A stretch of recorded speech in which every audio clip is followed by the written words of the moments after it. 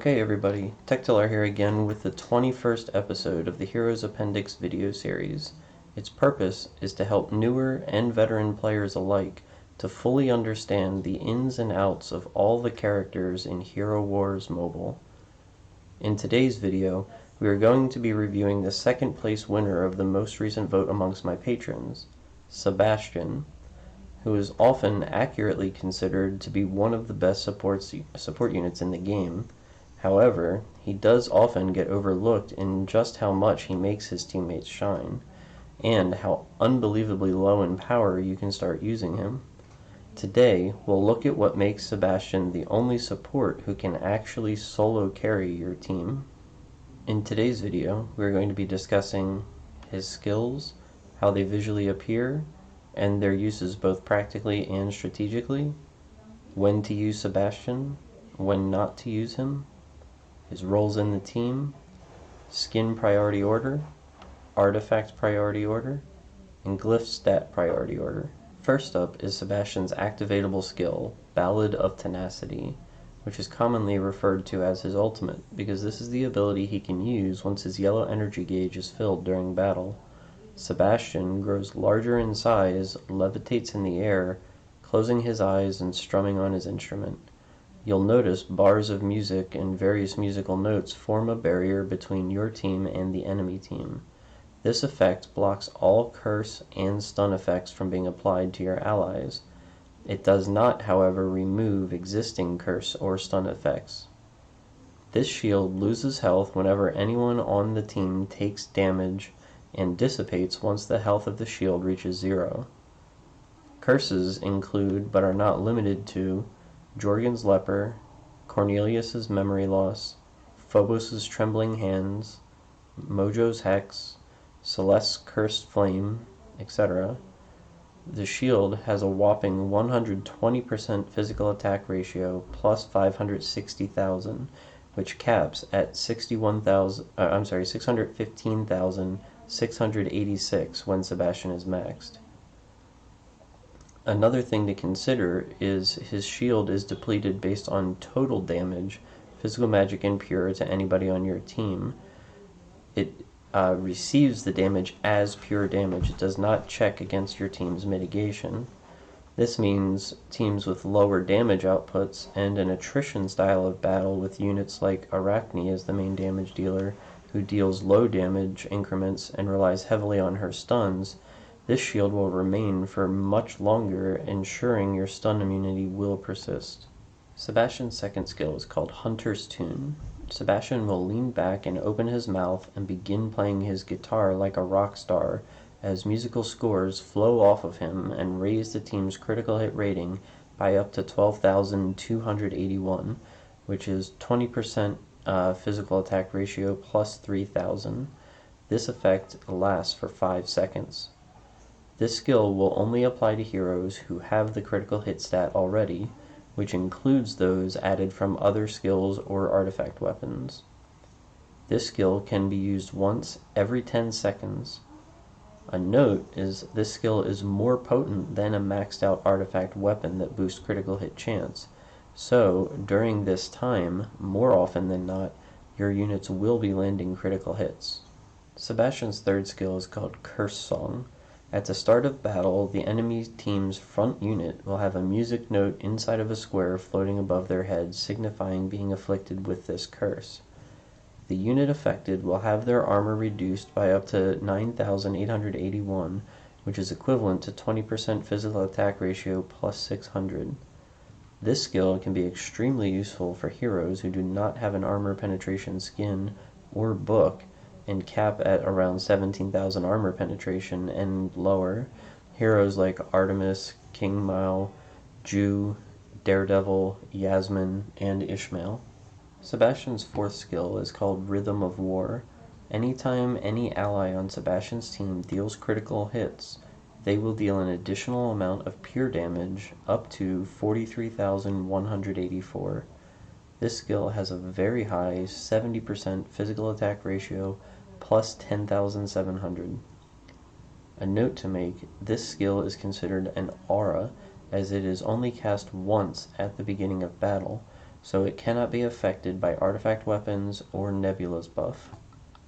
Another note to make, this skill's damage is counted for the hero who dealt the critical hit, and even though it's dealt simultaneously in one attack, they are counted as separate damage sources for the purposes of calculating the 20% health loss to receive a stun, meaning the critical hit dealt by the hero or the pure damage from Sebastian would have to exceed 20% of the hero's health individually. They would not be added together. Let's take a deeper look now and see when you should be using Sebastian. First time is partnered with units who deal critical hits. Second is to offer additional armor penetration against the main tank of the enemy's team. The third is if the enemy is relying on stuns as their win condition, you can use Sebastian's ultimate as a means to mitigate incoming stuns. And then lastly, if the enemy has Astaroth as a tank, because of his damage share ability, and he currently has the potential to take double the pure damage out of any of the tanks, because of the shared received damage can actually also be a critical hit. Now we'll take a look at when you should be avoiding Sebastian in your team. As a general rule, you will only really want to avoid teams that have Helios or the twins. The main reason is because Helios counters critical hits of your teammates, and Sebastian greatly increases the chance that your teammates will land critical hits. And against twins, mostly because the victory isn't a safe one, you may win fights against the twins, but it will be heavily RNG dependent. Now we'll discuss his roles in the team. Sebastian's main role is support, but he can double as a secondary damage dealer once he's fully built. Since he has such high physical attack ratios and the damage that he offers is in the form of pure damage, any and every boost to his physical attack gives massive gains and enables him to rise in prominence very early in power. Because of his force skill dealing pure damage, and Jet offering any hero in the game the ability to critical hit, there are a number of things you can consider doing with Sebastian that can grant viability to teams who otherwise wouldn't be able to compete. The first thing to consider, does the hero that you're adding to Sebastian's team have at least 2 skills that deal physical damage, apart from their basic attack? Because any skill dealing physical damage will have the ability to critically hit and trigger the bonus pure damage. For example, Galahad's ultimate can hit 6 times, so there is a potential to deal an additional 240,000 damage if each hit ends as a critical, on top of Galahad's normal damage. Or, even if you don't normally think of them as damage dealing skills, like Luther's Leap, Cleaver's Hook, and even something you might not consider like Ziri's Damage Reflection, which also deals physical hits. So when she taunts, she can be reflecting back 100k plus hits on the enemy team if they crit. The next thing to consider, does the unit have Vampirism? Since the damage is being dealt by the hero in question, if they have Vampirism, they will heal from the bonus pure damage Sebastian offers. So heroes like Kai, Arachne, Cleaver, Galahad, and Dorian will automatically be able to heal themselves somewhat regularly over the course of the battle. Leveraging Dorian's aura, you can also use a heavy frontline team, for example Galahad, Anvari, Sebastian, Dorian, and Jet, which will enable Sebastian and Jet to keep themselves healed. Galahad also heals himself, and the rear line is protected from Kark, and everyone on the team becomes a damage dealer.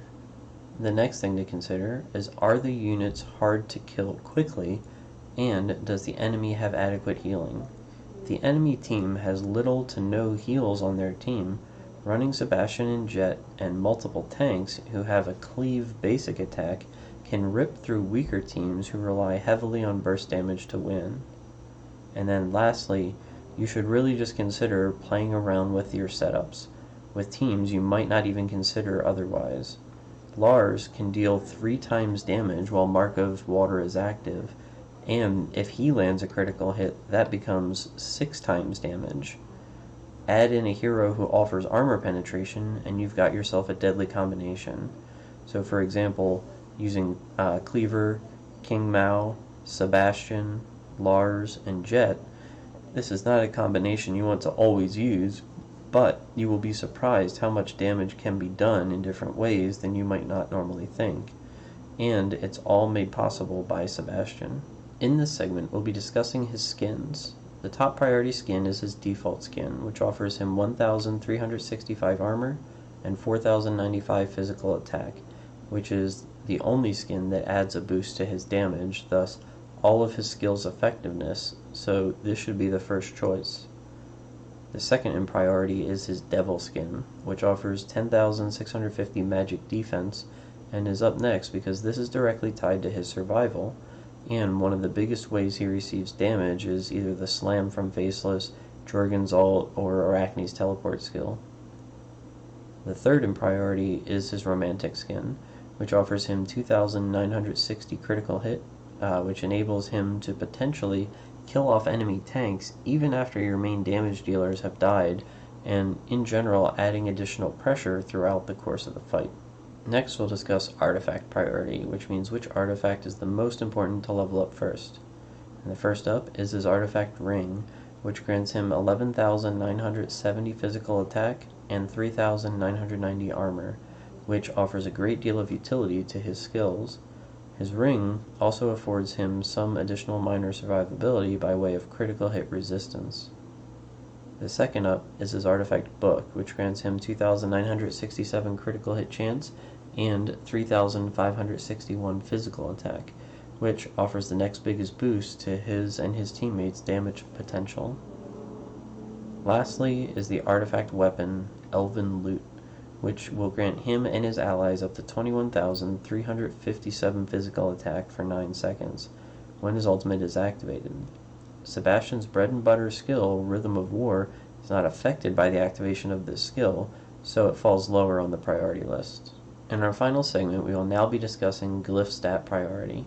So what that means is of all the stats your hero can get, which ones are the most important for you to upgrade first to yield the best results. The first glyph up is health, which grants 30,800 health and is the biggest contributor to his survivability. The second glyph to choose is physical attack, which provides 2,240 physical attack and is the biggest contributor to his and his teammates' damage potential. The third in priority is agility, which provides 1,680 physical attack and 560 armor, and again is the next biggest contributor to his and his teammates' damage potential. The fourth glyph to choose is magic defense, which adds 3,360 magic defense and helps him reach the maximum potential for his magic defense early on. And the fifth glyph up is his critical hit chance, which offers him 1,120 critical hit chance. While the lowest in priority, it is not insignificant and is pretty necessary in seeing him achieve the ability to take down teams after the main DPS has fallen. Okay everybody, hopefully you found this video informative. If you do, please like, follow, and subscribe to my YouTube channel called Server 2 Productions. Another thing to consider is recommending my content to your friends as well if you know they yearn for knowledge of the game. Since these videos are private, word of mouth is how they will get spread. Also, for a large and active Hero Wars mobile community, join my Facebook group called Hero Wars Mobile Community The GOAT. The link will be in the video's description. Thanks for watching.